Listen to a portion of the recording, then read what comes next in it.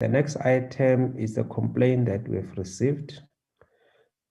Well, it's a referral that we have received from the Speaker regarding the complaint by the Chief Whip of the Opposition, Honorable Mazoni, regarding an incident that involved Honorable Paulsen and 2 or 3 other members of the Democratic Alliance,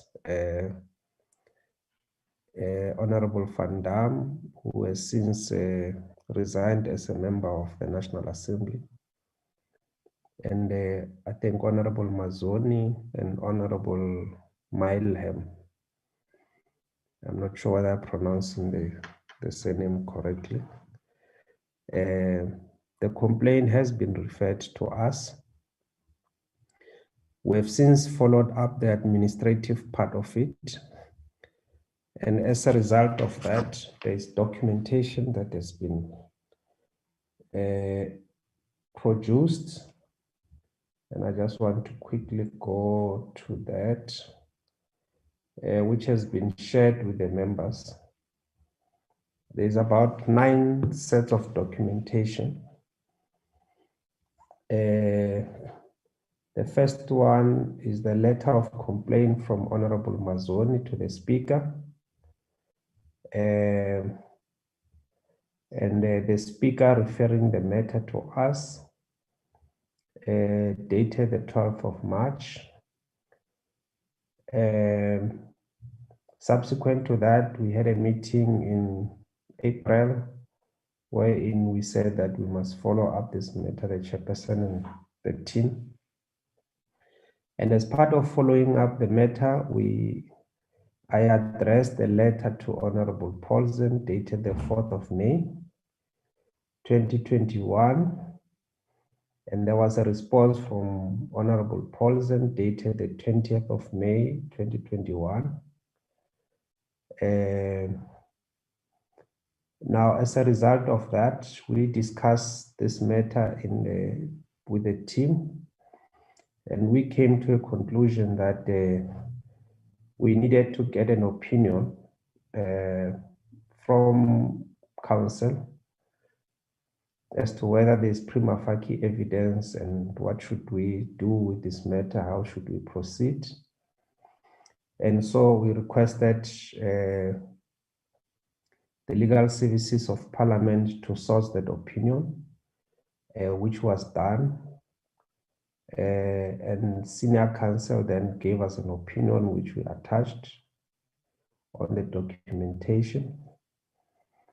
But before Senior Counsel could do that, he requested a copy of the minutes together with the recording and the unrevised Hansard of the proceedings, which is something that took some time, especially the sourcing of the service provider to do that. But ultimately, this information was made available and was shared with the Senior Counsel. As a result of that, the Senior Counsel then advised us, and there is a copy of the advice from Senior Counsel, about 17 pages there. The conclusion of this advice is that there is prima facie evidence that could be followed up that relate to a charge of threatened assault, which is in contravention of Section 7D of the Act against the mentioned members, I think 2. And the Counsel says, subject to further investigation, a charge of threatened assault can be also added on against another member. Not against another member, but on another member. Threatened assault on another member. So basically that is that, honorable members, we have shared all this documentation with yourself. And so I am going to invite Mrs. Gangen just to summarize this matter so that the members can then start to engage with the issue. Tiloshni, are you on the platform?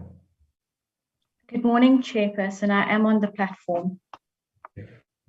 Yeah, can you please just present to members a summary of the issues here? I will do so, Chairperson. Yeah, over to you. Thank you. Good morning to the honourable members and to all on the platform this morning. As already indicated, a legal opinion was sought and furnished, which has been furnished to all members. Members will have noted that this opinion is quite detailed and comprehensive, and so we thought it might be helpful to take the committee through a brief overview of the opinion for purposes of today's meeting.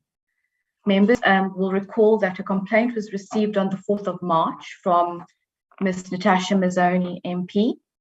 The Speaker referred this complaint to the Chairperson of the Powers and Privileges Committee on the 12th of March for consideration and report. The subject matter of the complaint were the alleged utterances by Mr. Paulson, MP, which was alleged to have been made to Ms. Mazzoni, MP, Ms. Pumzile van Dam, MP, and from Mr. Kevin Mealham, MP, at the plenary sitting of the National Assembly on the 2nd of March. In the complaint, Ms. Mazzoni, MP, charges Mr. Paulson, MP, with contravention of Section 7D and 7E of PIPLA. Ms. Mazzoni avers that Mr. Paulson is thus in contempt of Parliament in terms of Section 13 of the Act. Section 12 of the Act empowers the National Assembly to inquire into and to pronounce on an alleged act, to be in contempt of Parliament, and to take disciplinary action. Section 12 requires that the Standing Committee deal with all such inquiries. The complaint, essentially, Section 7 deals with prohibited acts in terms of Parliament and its members. Section 7 stipulates that a person may not assault or threaten or deprive a member of any benefit of any account of the member's conduct in Parliament or a House or a committee, while Parliament or a House or a committee is in a meeting, create or take part in any disturbance within the precinct. Section 13 of the Act provides that if a member is guilty of contempt of Parliament, is guilty of contempt of Parliament if the member contravenes, amongst others, Section 7. It follows, therefore, that in proving a contravention of either Section 7D or 7E, contempt of Parliament will be established. The legal test for Section 7D of the Act, the legal definition of the word assault at common law was endorsed by the Constitutional Court as the act of intentionally and unlawfully applying force to a person directly or indirectly, or attempting or threatening by any act to apply that force if the person making the threat causes the other person to believe that he or she has the ability to effect this purpose.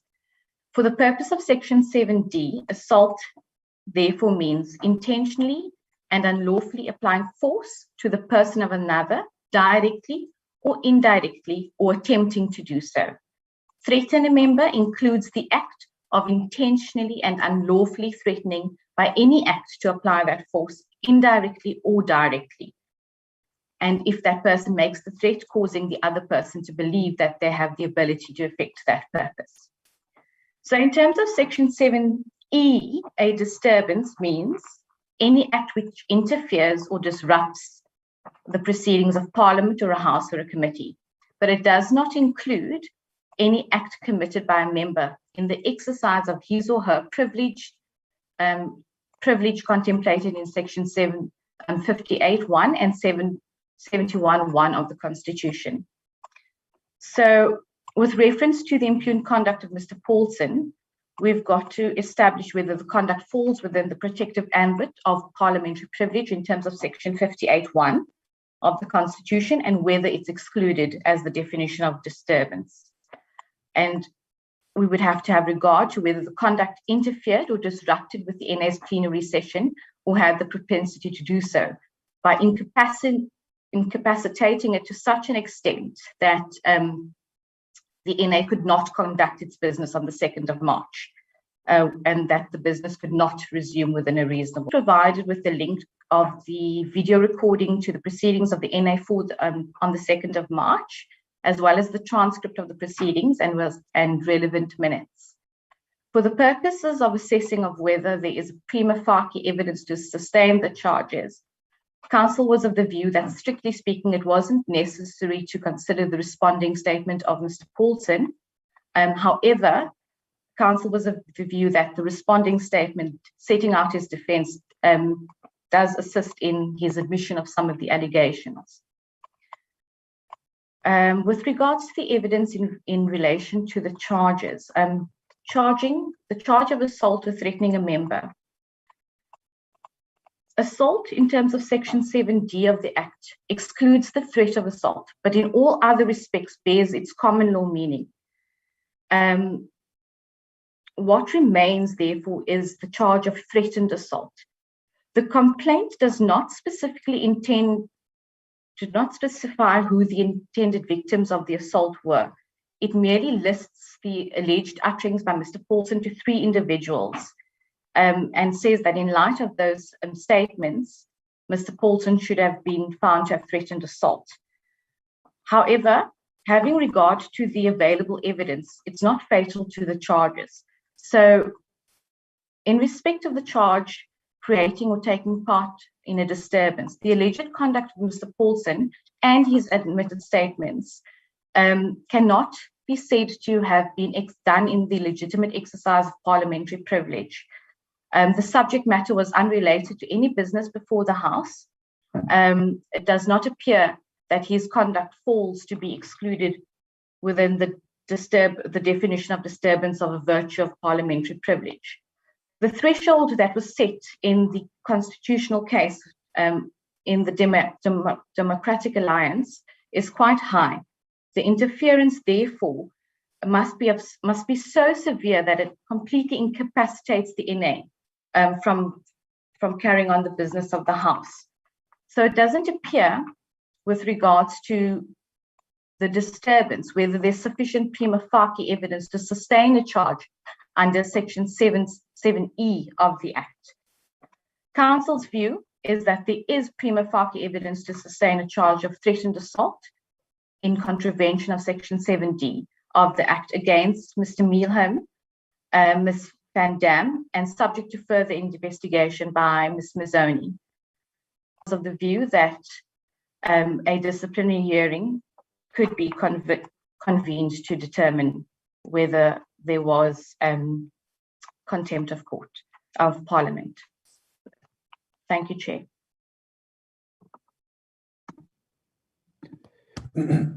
Thank you very much, Mrs. Gangen. Thank you for summarizing the opinion of Counsel, and just to record the background of the case.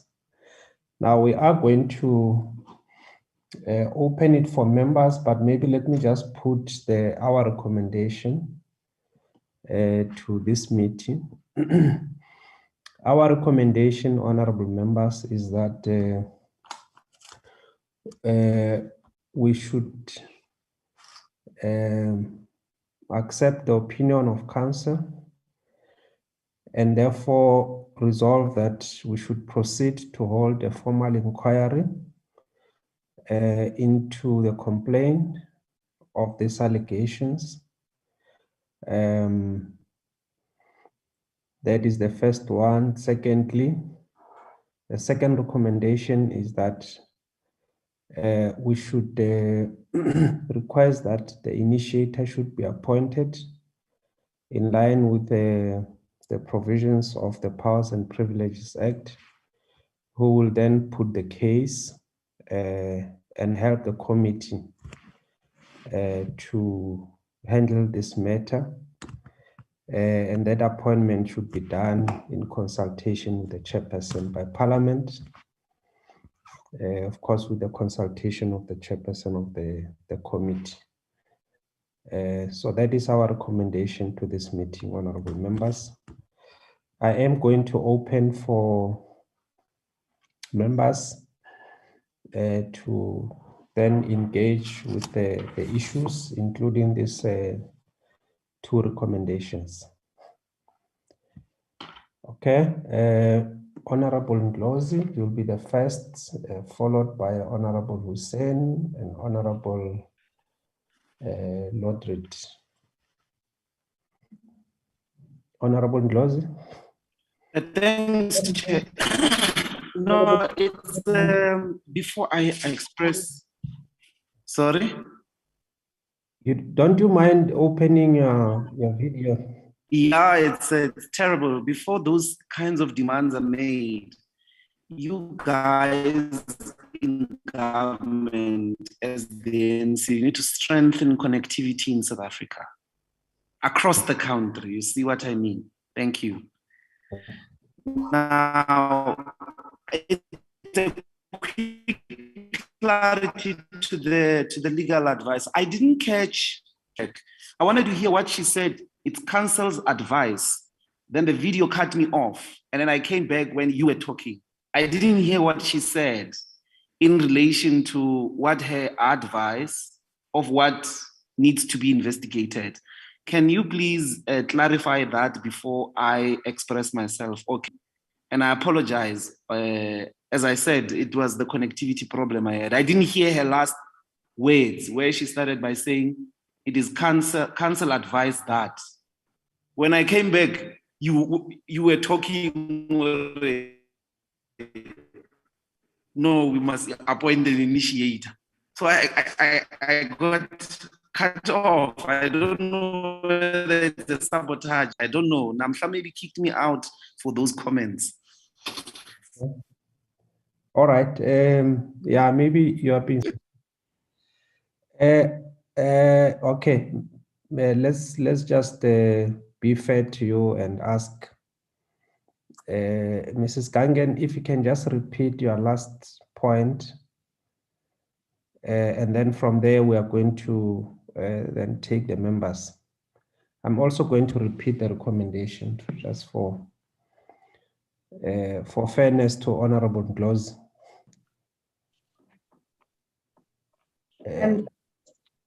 Thank you, Chair. So I think I got cut off possibly at the point where I said that Council's view is that there is prima facie evidence to sustain the charge of contempt in terms of Section 7D of PIPLA. Okay. Thank you. Yeah, that is what Ms. Gangen was saying. She was summarizing the opinion of Counsel, and Counsel is saying to us that there is prima facie evidence to sustain a charge of contempt in terms of 7D, I think. And therefore, our saying that our recommendation is that we should accept the opinion and the advice of Counsel. And in accepting the opinion, we should then proceed to hold a formal inquiry in line with the Act to test this allegation. That is the first recommendation. The second recommendation is that we should,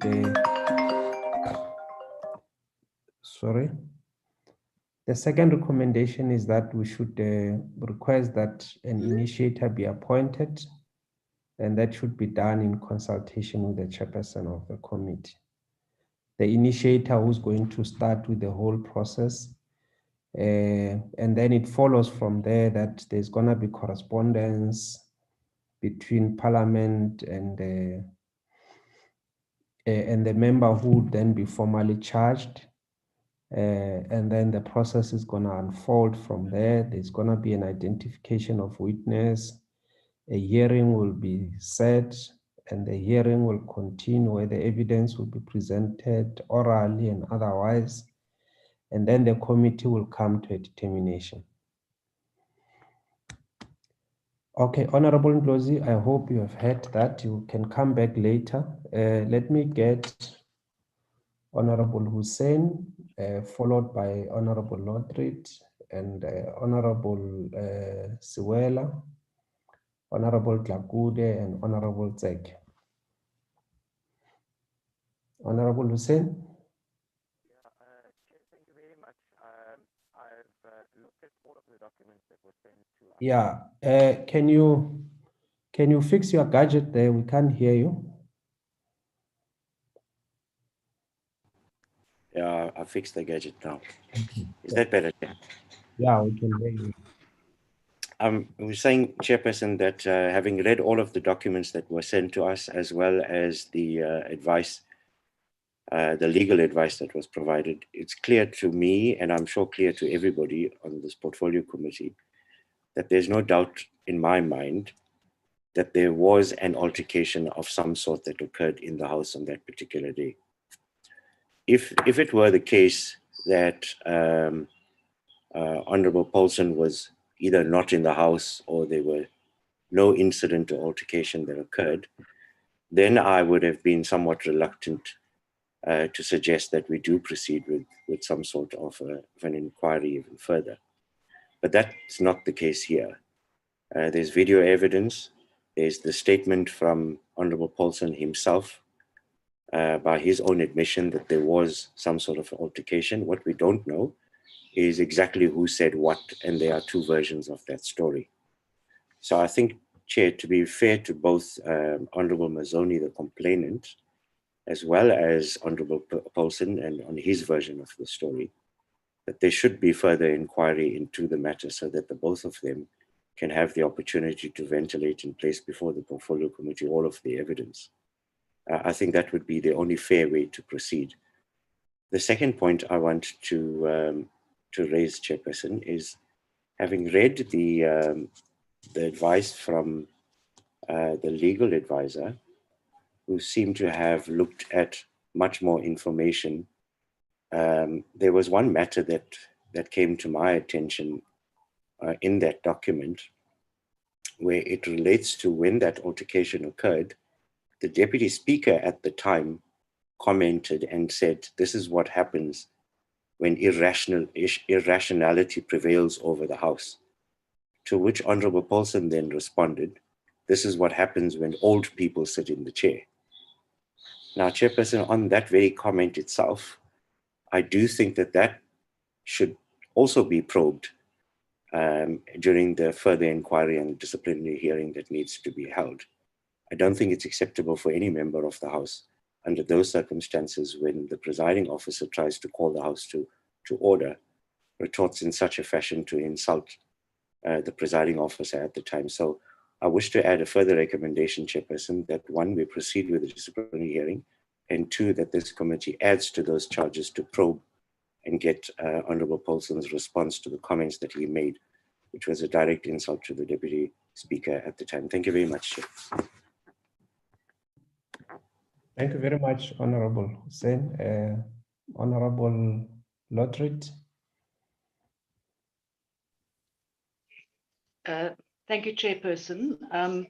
Yes, I'm not going to repeat what my colleague said. I fully agree with the Honorable Hussein, and I will also support his proposal that the scope of the inquiry also includes the possible contempt of the presiding officer. So I will leave my comment at that. Thank you very much, Honorable Siwela. Thank you, Chairperson, for the opportunity, and thanks to the presenter who has presented that report. I support the issue of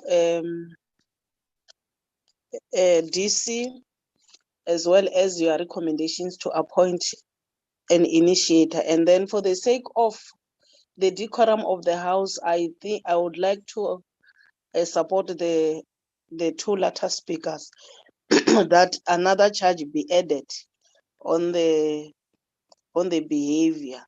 of the member towards the presiding officer, because we must make sure that the decorum of the House is being observed all the time by all of us as members of Parliament. Thank you, Chair. Thank you very much, Honorable Suela. Honorable Deputy Chief Whip Takude. Thank you very much, Honorable Chairperson. Let me welcome the presentation by the presenter. Honorable Chairperson, I want to agree with my colleagues. Based on the material that we have before us, meaning the reports, the letters and everything, I think we have a basis to conduct an inquiry as this Powers and Privileges Committee. So, Honorable Chair, I support that the inquiry and disciplinary hearing take place and be done by this committee as soon as possible, and both and all parties involved must be given an opportunity to make their representation, either physically or written representation, so that we come to, as this committee, we come to a conclusion based on the facts before us. And I support that we get the initiator, as you have already suggested. Thank you very much, Honorable Chair. Thank you very much, Honorable Takude. Honorable Ndlozi. Thanks, Chairperson. We have three sets of sources, which I think we must apply ourselves a little bit more than the honorable members who have spoken have done. We've got a video of the events that occurred on that day. Then we've got Ms. Mazone's complaint. And then we've got Paulson's written representation, Mr. Paulson's written representation.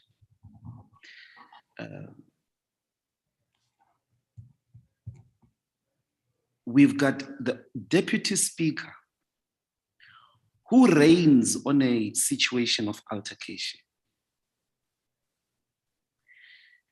where the parties that have all been mentioned, the only person charged or the only person who is recommended to be charged is Paulson. Even from the legal advice, after having interrogated all these things, you still come to the conclusion of only one individual. Paulson must be charged. Everybody that just spoke says Paulson must even have a further charge on him. You've seen the video.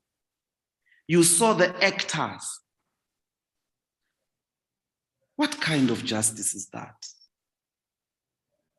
So my view is there was an intense moment in Parliament, which in everyone's version, a member charged on another, that member responds and reports to the Speaker, please, this guy charged on me. The Deputy Speaker says, sit down, don't call him those things you're calling him, withdraw. He says, okay, which statement must I withdraw? The Deputy Speaker doesn't say which statement he must withdraw. He just basically says he must withdraw. Must I withdraw that he charged on me? Must I withdraw that I said he's a white boy? Must I withdraw the request that you reign on him not to charge on me? But what happens to Paulson in the video? He is literally, in the end, asked to leave the house because of his conduct. First punishment. Paulson leaves, complies with the directive of the Deputy Speaker. On a situation which we all have witnessed there on the video, the Honorable Mainlier, excuse me, I don't get his name properly, charges to Paulson. Paulson is told to withdraw. Paulson is told to leave the house. He leaves the house. He has already paid for his conduct. Honorable Maina is not. Honorable Mazone is not. And I want to come on the video You literally see, Honorable Mazon says, you see this hand, you must ask the other guy. By all reasonable readings, that too is a provocation. But we're not talking about it. Clear, articulated on the screen. It's a clear promise of an assault. So, Honorable Van Dam is also asked to leave the house for her conduct. She complies with what the Deputy Speaker says and leaves the house. There's no conversation, obviously, at this case, but the recommendation says Paulson must be investigated for a possible threat to Van Dam, to Mazon, to Milner. That's the after you saw the evidence, how can you recommend that only Paulson has to be investigated here? We're not being fair, honorable members. If we want to have a parliament where all of us feel represented, you cannot approach that situation on those bases. You cannot approach it like that. So there's no, in my view, and I wanted to ask the legal advice, what is the prima facie evidence of the promise of assault from Paulson? I didn't get it in any of the documents, because Paulson says, had you not stopped Honorable Maina, who is Honorable Natasha's husband, apparently, I'm not sure of the facts, then I can tell you now, I'm not going to allow a person to charge at me, whatever that he was going to do. I was not going to stand by. You would have not slept with him tonight. He would have not spent the night with you tonight. He says that. I'm happy you stopped him because I was not going to stand. That's the origin. And you leave the situation after the video, after the representations, you leave there and you still think we're dealing with Paulson. No, honorable members. We cannot treat our members like that. I'm not saying that we must excuse Honorable Paulson. We even said it throughout the whip that was in charge in the EFF that we'll accept your ruling. Paulson must go. 2 wrongs don't make a right. But he has already been punished. You cannot turn a blind eye on other acts. He has already been punished for what happened in the house. He left the house. You took his privilege already to partake in what he's elected as a member of parliament to do, to partake in the business. He has already been punished. What more do you want? Okay. So I'm saying that this matter must end there. But we've got the political responsibility, the rest of us, to go rain on the other members. And I'm saying it's a political responsibility, comrades. A member was physically charged. If that's not the case, there would have not been a stopping of Honorable Maina. But you're not discussing that. Even DA, honorable members of the DA, they're not even mentioning that. They're not concerned. Honorable Paulson had to be emotional. Any reasonable human being would have responded like that. But he still complies, leave the house. He has already been punished. Drop the matter. There's nothing else we must do. There's no prima facie evidence that he further, we don't have any evidence to that effect. If you don't have a letter from Honorable Van Dam, you don't have Honorable Van Dam's version. She's no longer a member of parliament. If you want to pursue that, I still recommend to you, it is not in your best, it's not in the best interest of this order we are talking about. You are selecting one member from a situation where there were so many actors. The matter in relation to Paulson, he has already been punished. If you want to proceed on this matter, my recommendation is the only charges that must be preferred are the people who have not been punished for their acts in there, who never lost any privilege to participate in that house, who made provocations, Honorable Maina, Honorable Mazon. Their conduct was not punished. So if you want to proceed, that's the only way. Not Paulson. Paulson has already paid for his conduct. Drop the matter when it comes to Paulson. That's my recommendation. Thank you. Thank you, Honorable Ndlozi. I think you have made your point, lest you repeat yourself. I think honorable members have heard you. I'm just gonna take, I see Victor wants to advise, and then I'm gonna try and summarize, and then I'll come back to the members. I see hands there, I'll come back. Let me just take Victor for now. Thank you, Chair. Chair, my point is quite limited to a matter of procedure. Closer to your gadget. Can you hear me now, Chair? Yeah. Yeah. I'm saying, Chair, I'm uncertain on a procedural matter.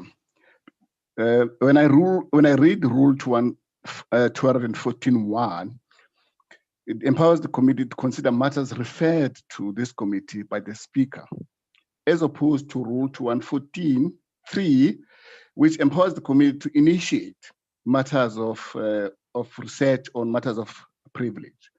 So I'm certain that the committee has the competence to expand the scope of matters referred to this committee, Chair. Thank you. Yeah, well, that's the point that I wanted to come to, Victor, in line with the rules, just to say, you know, on the matter that we're dealing with now, it's a matter that has been referred, Honorable Ndlozi. It's not a matter that we have initiated ourselves. And I'm sure if there was another complaint about the other 3 members, certainly this committee has got a duty to look at that matter. But for now, there's only one complaint that has been referred to us by the Speaker, and we have to limit ourselves to the complaint that is before us.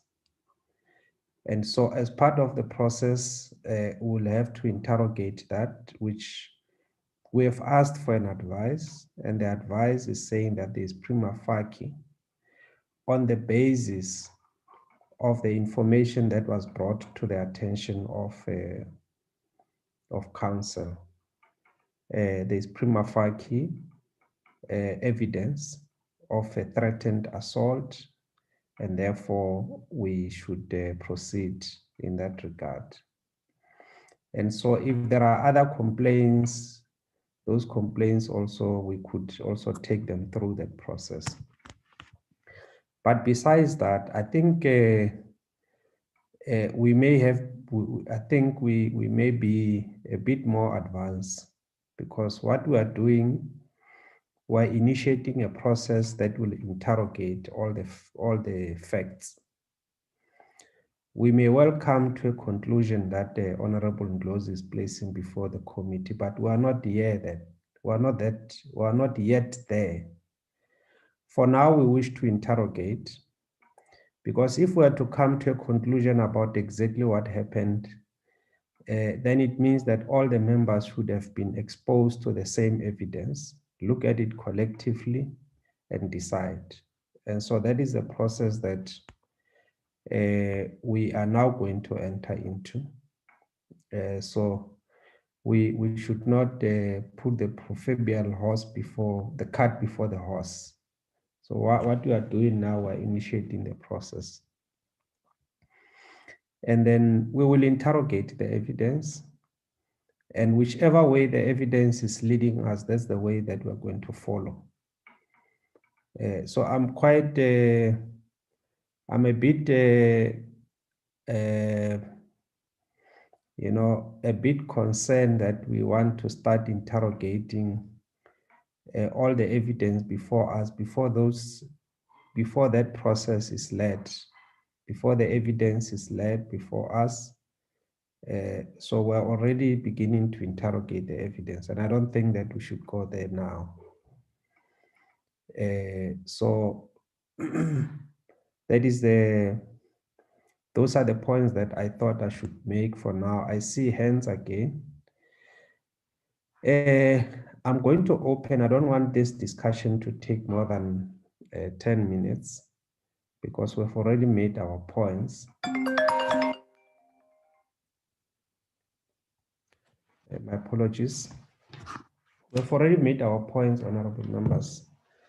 I'm just going to open up. If there is anything that members have feel that they've not said and they want to supplement their earlier submissions, I'm going to allow, but I'm going to give just 2 minutes to each member to supplement their points, because I see the hands are not going down. Honorable Ndlozi is also coming back, probably to respond to what the chairperson is saying. But I'm going to allow all members to speak, and I'm going to summarize what is the view of the meeting, and then we are going to close the meeting in the next 10 to 15 minutes. Honorable Tlakude. Thank you very much, Honorable Chairperson. I want to welcome your summary, Honorable Chair, by agreeing with you that where we are now, we are not dealing with the merits or demerits of this case. This is the initiation stage where a case is referred to this committee. And as members of this committee, we are expected to whether agree to proceed with the inquiry or not to get into the merits or defend or deal with whatever happened in the House. So, Honorable Chairperson, I want to say to this committee that the time will come where we are going to deal with the facts, and also those implicated will be called to appear before the committee. Then the committee will make a sober conclusion about the activities of that day. So for us as this committee, as members of this committee, Honorable Chairperson, is to make sure that we don't attach our emotions or our feelings about the cases that are referred to this committee.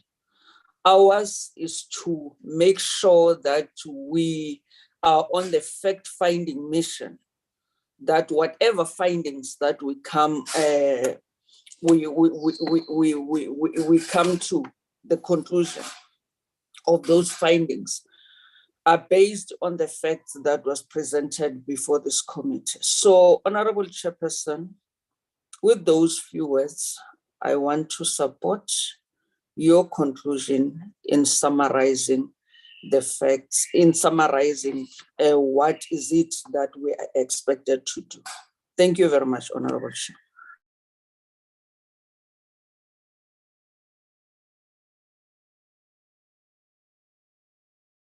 Honorable Chairperson.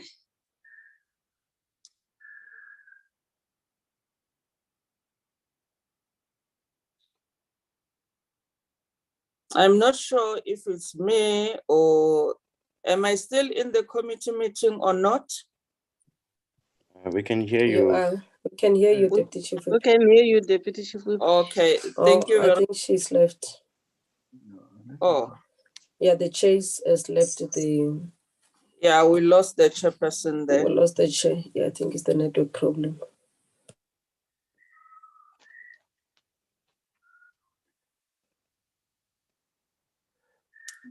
Namhla,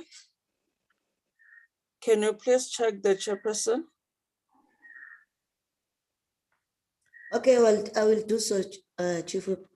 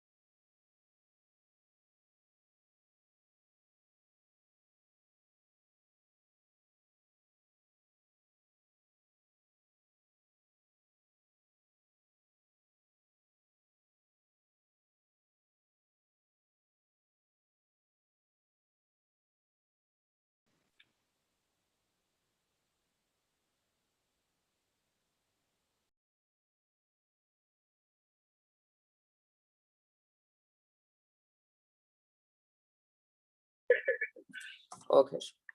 Chairperson? Member, honorable members, I was cut off earlier. Can you hear me? Yes, Yes, Honorable we can Chair. hear you. Okay. My one gadget is giving me difficulty, so I'm using another one. I was cut off. I couldn't hear the concluding remarks of the Deputy Chief Whip, but I heard the arguments that she was presenting. Are you done, Honorable Takudi? Yes, Honorable Chair. Okay, thank you very much. The next speaker would be Honorable Hussein. Can you please just be mindful of the time? I don't want us to get into further arguments. I think we've made points. For now, we're supplementing the points that we're making. Honorable Hussein, if you can come in. Yeah, no, Chair, I am mindful of the time. I will take less than the 2 minutes you allocated to me. I just wanted to make 2 points very quickly, please. The one is that when I listened to Honorable Ndlozi's comments, I'm even more convinced that there must be an inquiry and that we must proceed further. When you say that someone has already been punished for their conduct, it means then that there was conduct that needs to be probed. So even by his own admission and submission, I'm convinced that we actually need to probe the matter further.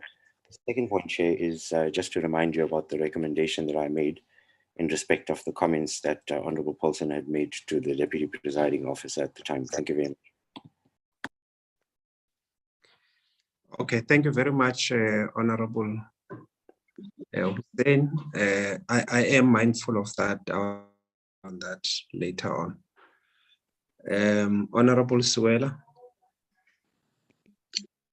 Chairperson, the Deputy Chief Whip has covered me and the latter speaker because here, Chair, we are not the initiator, as our legal advisor has advised us. The matter has been referred to us and we are now it. So we are initiating to deal with the matter. So we're not dealing with the merits and the demerits of the matter at this stage. So we're not dealing with the merits and the demerits of the matter at this stage. So I don't want to dispute what Honorable Ndlozi has said, but on issues of procedure, I think we're on the right track. So I'm also supporting your summary. I'm also supporting your summary, Chair. Thank you. Thank you very much, Honorable Lothrit. Thank you, Chairperson. Yes, I think it is important. It is very clear we need to proceed to an inquiry. But linking to what Honorable Hussein has said, we must be careful not to limit the scope too much because we could be confronted by new facts when looking at the evidence. At this point, we don't know exactly what was said by each and every one. So I would just ask that we keep an open mind that there could be more charges and more issues that come to the fore when this whole matter is being investigated. Thank you very much. Can you go to Honorable Ndlozi?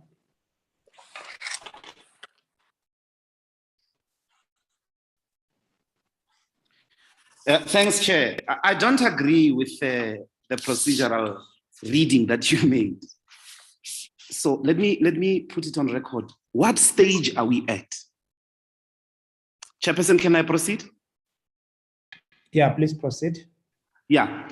So the question before us is, should we charge Honorable Nazir Paulson? Should we institute a disciplinary case or proceeding against Honorable Paulson? How do we answer that question? We interrogate the evidence. Are there grounds based on the video, based on his written representation, based on the complaint, Should we do a disciplinary case against him? That's your recommendation, is that we must do a disciplinary case, appoint an initiator and charge Honorable Paulson.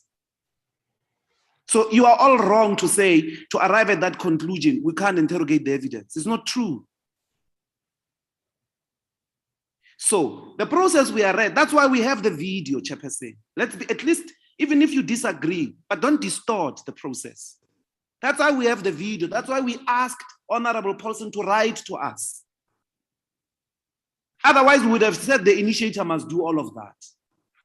So what stage are we at? We are at, on the basis of what we have, should we charge Paulson or not? And I'm saying we shouldn't. Why? One, the evidence is clear. The Deputy Speaker already dealt with the matter in relation to this single individual called Paulson. For his conduct in Parliament, he lost an important constitutional privilege to represent the people of South Africa that elected him for the rest of the house of the business. That's a big punishment. For his conduct, what else do you have? You've got other conduct that we are not speaking about because apparently it was not referred to us, and that's my final point. The person that spoke, I don't know, from the staff who was advising us on the procedure, quotes a rule that says, when we interrogate the fact, we can initiate. We can do so. It's not true, again, that we can't, Honorable Fee. It's not true that on the basis of what we have seen there, we can't say Milner must be charged, Natasha Mazon must also be charged. They must all come explain the assaults. You can't say that we can't do that. And I'm saying to you, those are the only people whose conduct was not subjected to discipline. So let's be clear about the procedure, not mislead each other. You can still arrive at the same conclusion that you're going to charge Mr. Paulson. But you can't say, no, the process we are initiating of a DC against him will determine whether we must do a DC against him. You are wrong, comrades. So on the basis of the evidence, the complaint, even the legal advice, I'm saying to you, Paulson has already been punished by even the Speaker's letter says so. Says the Deputy Speaker dealt with this matter already on the day in question. So what more do you want? I'm saying the only thing that you can do after you've seen all that has happened, you need to charge Mazon, you need to charge Milner, because they are the only two people in the whole evidence whose conduct was not subjected to discipline. They were not punished. There's nothing that happened to them. And she still has the audacity, maybe out of white privilege, I don't know, to still say, no, Nazir must be pursued, he must be charged. I find this fundamentally unjust. And for all of us to sit here and behave like we're not passing that judgment already, it's unfortunate, comrades. Thank you. Thank you very much. I still see hands, and I thought that, do we still want to have a third bite on this matter, honorable members? Or these are old hands? Honorable Chair, Honorable Chair. Honorable Tlakude. Thank you very much, Honorable Chairperson. Earlier on, I forgot to bring this point to the meeting, that as members of Parliament, we are empowered by the rules that whenever we are aggrieved in the House with regard to a ruling or whatever, or the proceedings of the House, we have that privilege to write to the Speaker, and the Speaker will decide where to refer the matter to. So it is on that basis that today we are seated with this matter, and a disciplinary proceeding have two outcomes, either a guilty outcome or not guilty outcome. So it is the responsibility of this committee to probe a case that is referred to it. So this is where we are. We cannot be told by one member in this committee that we should not deal with this matter. As members of the Powers and Privileges Committee, we must probe any case that is brought before us and come to our own conclusion without being influenced by anything or anyone. So this is what is bestowed upon us as members of this committee. I wanted to bring that to this meeting, Honorable Chairperson. Thank you very much. That is a very, very dumb submission. I don't think Honorable Zagude is dumb. Honorable Josie, I will not. you are out of order. I'll pretend as if I did hear that, Honorable Chairperson. That is a very unfortunate submission. Point of order. Maybe we need procedural training here. Order. Honorable Honorable Josie, you can't investigate Paulson by charging out him. of order. Honorable Josie, I'm going to ask that you must be taken Chairperson. out of order. Don't take me out. What Yeah, is your problem? extremely- Mute up, no. Feel wait, man. Hey, I'll get him done. No, extremely out of order. Violet, wait, man. I'm muting. Illegal background. Honorable You are procedurally wrong. All of you combined. Honorable Siwela, Honorable Ndlozi, you know you are out of order. You know you are extremely out of order. What you are doing is not allowed by the rules of Parliament. You cannot punish a person twice. You can't punish a person twice. But accept that your views are not the most supreme, the most ultimate. In this case, logic is supreme. My views in this case are better. I'm sorry to break it to you.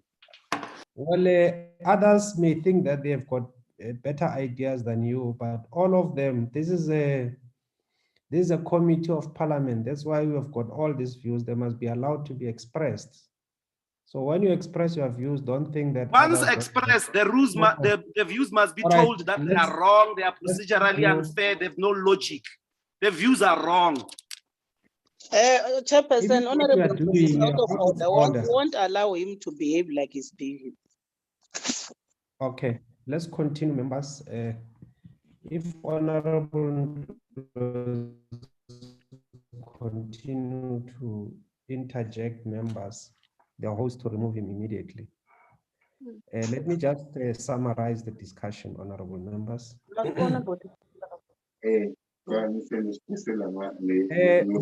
Mute, Mamsuela. Mute. Thank you. Okay, it's getting heated now.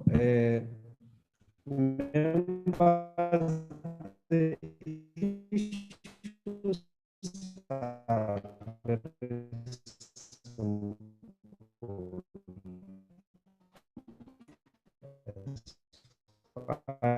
As I understand them.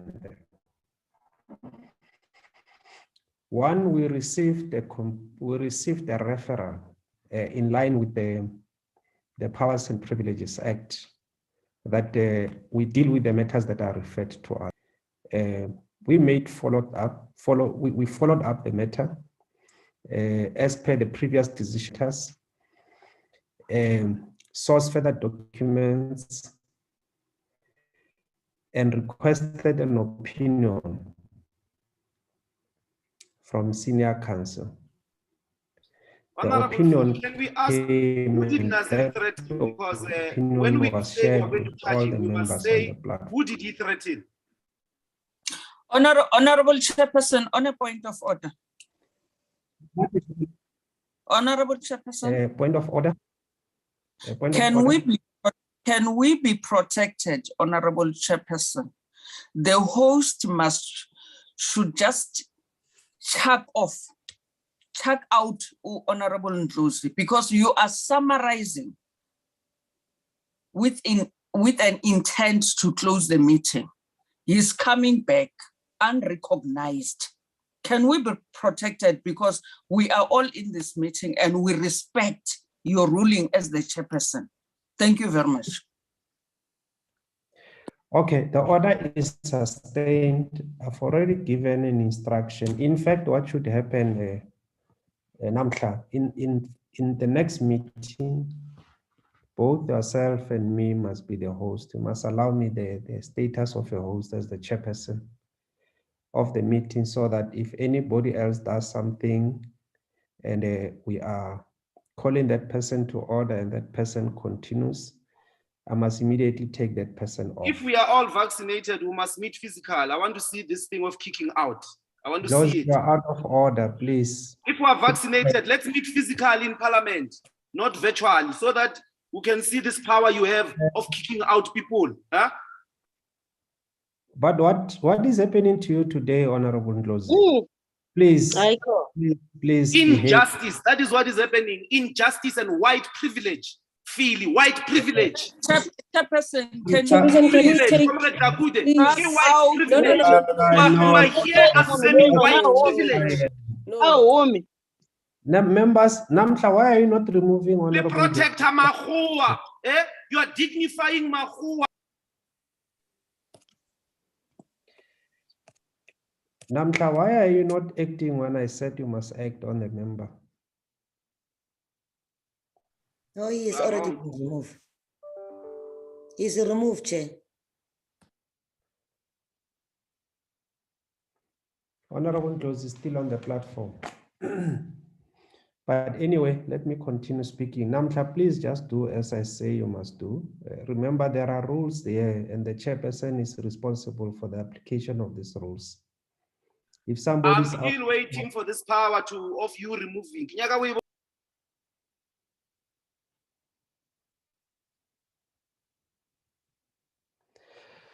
Okay, members, let me just summarize.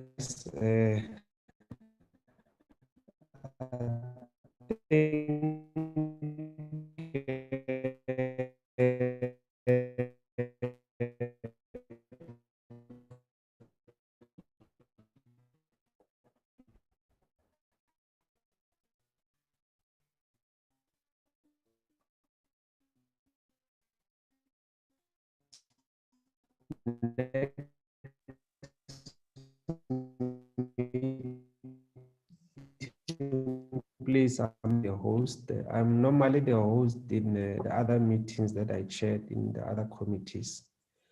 So please, next time, please make me the host as the chair. You know, there are rules.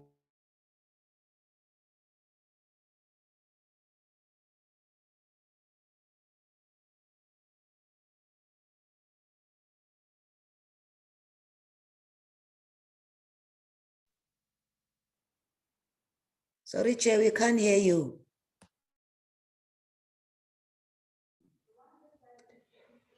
Now I'm the one who's kicked out of the meeting now.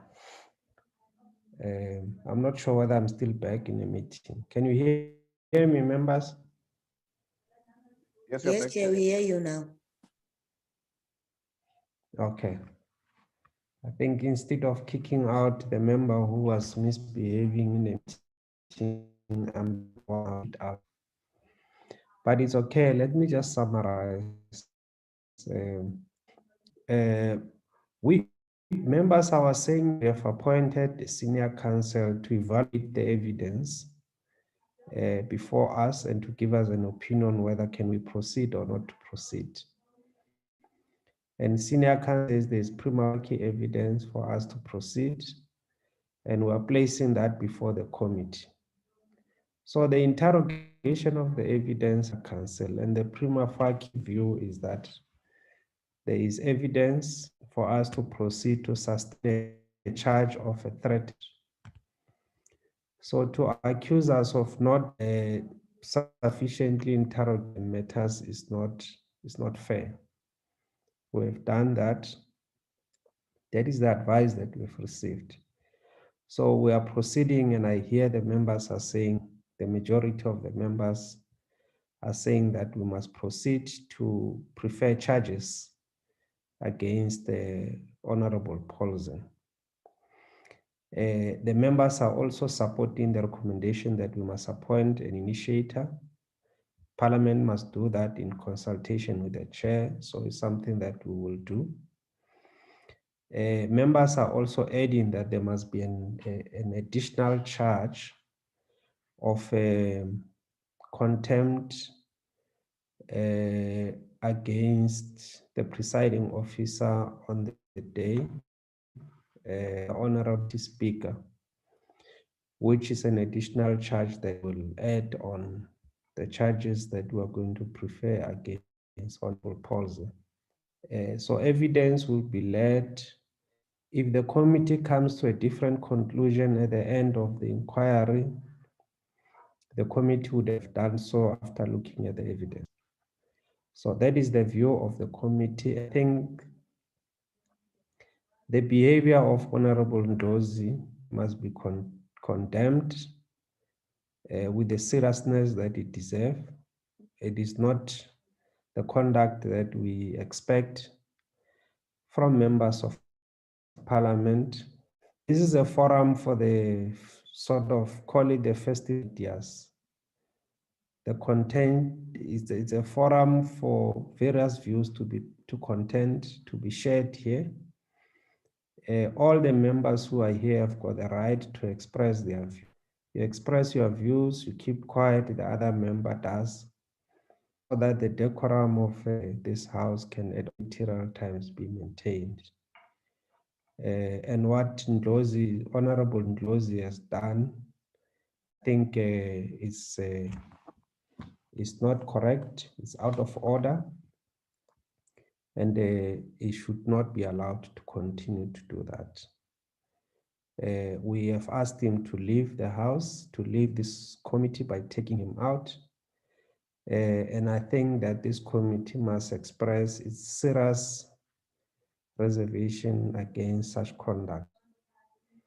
No matter how we feel about the matters before the committee, but there's no need for us to be emotional when we approach the issue. And we must be Democrats, accept democratic outcomes. If the majority of the people say so, accept that you have a minority view.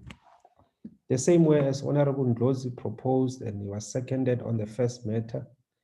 He was the first to express the views, but the members supported him. So even in this instance, he must accept that he does not share, the members does not share his views. And that's how decisions are taken in the Committee of Parliament and in Parliament, because they are taken on the basis of a majority. So members, with that being said, I think we'll proceed like there will be an exchange of correspondence. I think the first thing will be to appoint the initiator, and the initiator will help us with correspondence to the affected, in particular Honorable Paulsen. You would have to be notified of the day, and those by the in consultation with the team Parliament, and then we'll take it from. Thank you very much. This meeting stands adjourned until further notice. Will communicate the date of the formal hearing as soon as the correspondences have been exchanged and we are ready to proceed. Thank you very much, Mr. Kamel. The meeting is adjourned.